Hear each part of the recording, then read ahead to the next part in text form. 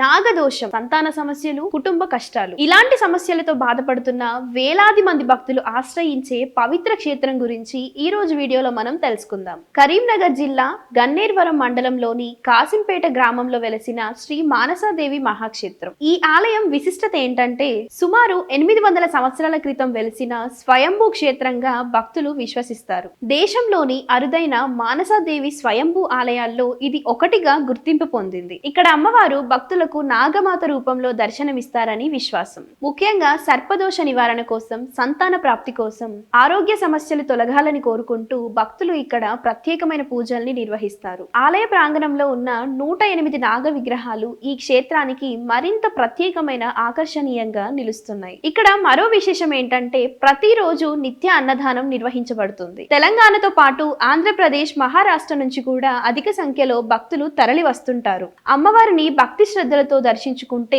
నాగదోషాలన్నీ తొలగిపోయి కుటుంబంలో శాంతి, సుఖ సంతోషాలు కలుగుతాయని భక్తుల నమ్మకం. అందుకే ఈ క్షేత్రాన్ని చాలా మంది కోరికలు తీర్చే నాగమాత క్షేత్రంగా పిలుస్తుంటారు. సర్పదోషాలతో బాధపడుతున్న వారందరూ నాగమాత అనుగ్రహం కోసం ఒక్కసారైనా కరీంనగర్ లో ఉన్న మానసాదేవి పవిత్ర క్షేత్రాన్ని దర్శించండి.